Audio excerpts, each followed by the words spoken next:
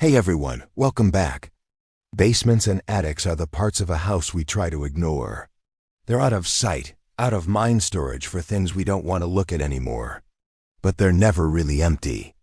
The air down there stays cold year-round, thick with dust and old smells.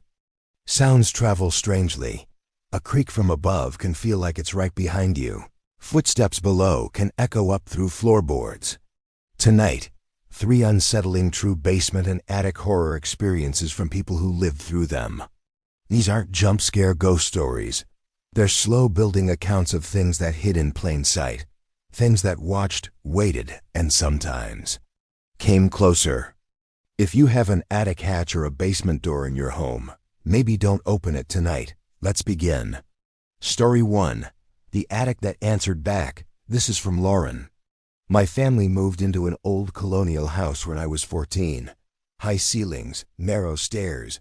A finished attic we turned into a guest room, play area. The attic stairs pulled down from the hallway ceiling.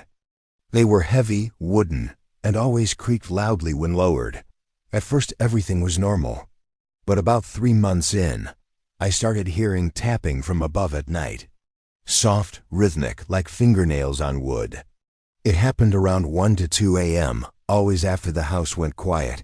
I'd lie in bed listening, tap, tap, tap. Pause, then 3 more. Like Morse code, but no pattern I could decode. I told my parents. They said it was squirrels or settling beans. But squirrels don't tap in perfect groups of 3. One night I recorded it on my phone. Clear as day, 3 taps, pause, 3 more. Played it for Dad. He went pale, said he'd check the attic in the morning. Next day, he climbed up. Nothing unusual. Boxes, old furniture, dust thick enough to write in. No animal droppings, no nests. He nailed an extra latch on the hatch, just in case. That night the tapping returned louder. Faster, directly above my bedroom ceiling. Then it stopped. Silence for 10 minutes. Then from the same spot, my name whispered, soft but clear. La Oren. I froze under the covers. Voice was low, almost childlike, but wrong, like someone imitating a kid badly. It whispered my name again, slower, drawing out the vowels. Then the hatch in the hallway creaked, slowly lowering itself an inch, then another. I heard the springs straining, wood groaning. I ran to my parents' room, shaking them awake. Dad grabbed a flashlight, went to the hall. Hatch was closed, latch tight. No one there. But on the hallway carpet below the hatch, 3 small handprints in dust. Child-sized, fingers splayed, fresh. No footprints leading to or away. We called a priest, then an exterminator, then a paranormal group. Nothing found. The tapping stopped for a few weeks. Then one night around 3 a.m., I woke to the hatch fully open, stairs down. Moonlight spilling up from the attic. At the top of the stairs, silhouette of a small figure sitting cross-legged, head tilted, watching me. No features, just outline, I screamed. Parents came running. Figure gone. Hatch closed when they reached it. We moved 6 months later. The new owners reported the same tapping within weeks.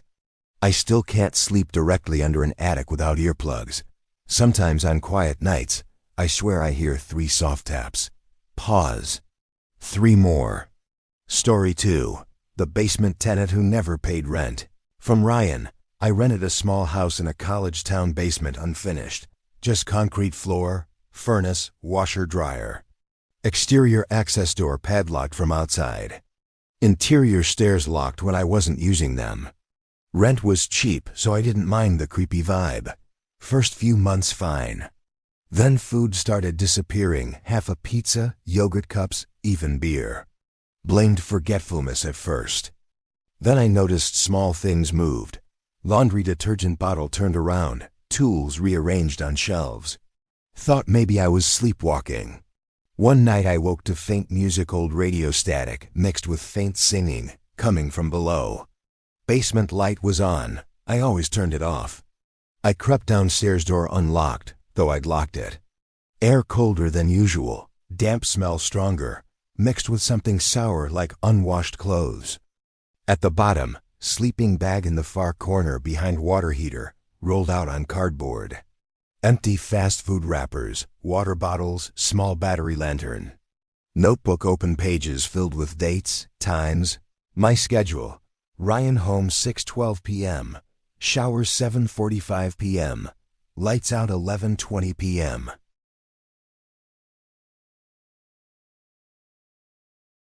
They searched person gone. Crawl space behind loose panel led to exterior door padlock cut, chain dangling. Squatter had been living there weeks, maybe months. Coming up at night, eating my food, watching TV quietly, listening to me move around upstairs. Police found one photo tucked in sleeping bag. Me asleep in bed, taken from bedroom doorway. Flash lit, timestamp 2:47 a.m. 3 nights earlier. I had no memory of waking up. I moved out immediately. But the worst part, after I left, new tenant reported same things: missing food, items moved, music at night. Police checked again, crawl space resealed, no signs of entry. Yet the notebook was still there. With new pages added after I'd gone. Ryan moved, new guy sleeps on left side. Easier to watch. I don't live in houses with basements anymore. Story 3. The mirror in the attic that reflected the wrong room, from Sophia. My grandparents' household farmhouse, massive attic full of antiques. After they passed, I helped clean it out before selling. Attic had one large antique mirror leaning against the wall, full-length, ornate frame, glass slightly wavy. First time I saw my reflection in it, something felt off. Room behind me looked different. Walls darker, furniture arranged wrong. I turned normal attic. Looked back in mirror, different again. Subtle at first, box moved a foot, light coming from wrong angle. I thought trick of old glass. Kept working. But every time I passed the mirror, reflection lagged a second, like watching delayed video. Then one afternoon I caught it. In the mirror, someone standing behind me, tall, thin, in old clothes. I spun, empty attic. Heart racing, I stared back at mirror. Figure still there, closer now, head tilted. Not me, not anyone I knew. Face blurred, like motion blur. I backed away. Figure stepped forward in reflection, matching my retreat, but staying centered.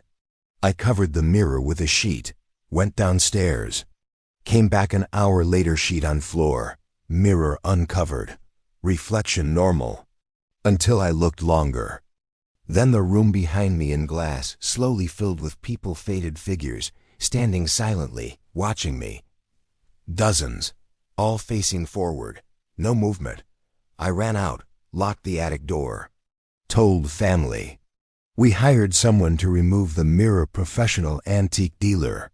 He said it was late 1800s, possibly from funeral home. Claimed mirrors sometimes hold images from long exposure in old photography processes. But he wouldn't take it, said it felt wrong. We donated it to a museum. Last I heard, it's in storage. Staff refused to display it after hours, because reflections change when no one's looking.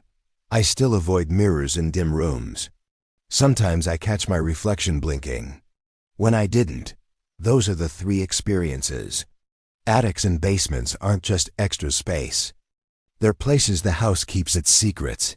Things that listen through floorboards, things that watch from reflections, things that move when you're not looking. If you've ever felt that wrongness from above or below your home, send your story in. Thanks for listening. Subscribe for more true horror. Hit the bell. And tonight, if you hear tapping overhead or footsteps below, maybe don't go check. Stay safe out there.